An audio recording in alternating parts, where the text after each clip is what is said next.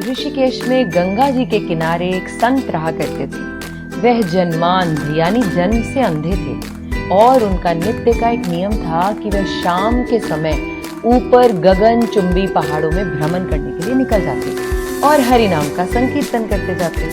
एक दिन उनके एक शिष्य ने उनसे पूछा, बाबा आप हर रोज इतने ऊंचे ऊंचे पहाड़ों पर भ्रमण हेतु जाते हैं, वहां बहुत गहरी गहरी खाइयां भी हैं और आपको आंखों से दिखलाई नहीं देता, क्या आपको डर नहीं लगता?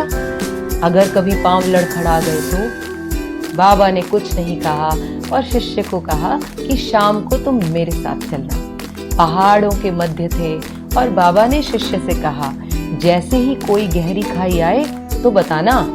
दोनों चलते रहे और जैसे ही गहरी खाई आई, शिष्य ने बताया कि बाबा गहरी खाई आ चुकी है। बाबा ने कहा, मुझे इसमें धक्का दे दो। अब तो शिष्य इतना सुनते ही सकपका गया। उसने कहा, बाबा मैं आपको धक्का कैसे दे सकता हूँ, मैं ऐसा हरगिज नहीं कर सकता।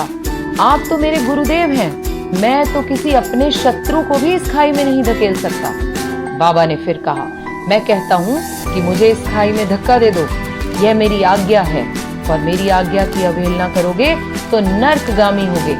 शिष्य ने कहा, बाबा मैं नर्क भोग लूंगा मगर आपको हरगिज इस खाई में धक्का नहीं दे सकता, नहीं धकेल सकता मैं आपको इस खाई में। तब बाबा ने शिष्य से कहा, रे नादान बालक, जब तुझ जैसा एक साधारण प्राणी मुझे खाई में नहीं धकेल सकता तो बता मेरा मालिक भला मुझे कैसे खाई में गिरने देगा। उसे तो सिर्फ गिरे हुओं को उबारना आता है, गिरे हुओं को उठाना आता है, वह कभी भी किसी को गिरने नहीं देता। जब जब आपके मन में ये बात उठे कि परमात्मा ने क्या मेरे लिए कुछ सोच भी रखा है कि नहीं, क्या वो मुझे जीवन भर ये कष्ट ही देते रहेंगे, ये मुश्किलें ही देते रहेंगे, क्या परमात्मा मेरी तरफ देख भी रहा है या नहीं, तब उस पल अपने आप से कहें, वह पल पल हमारे साथ है, बस हमें विश्वास रखना होगा उस पर।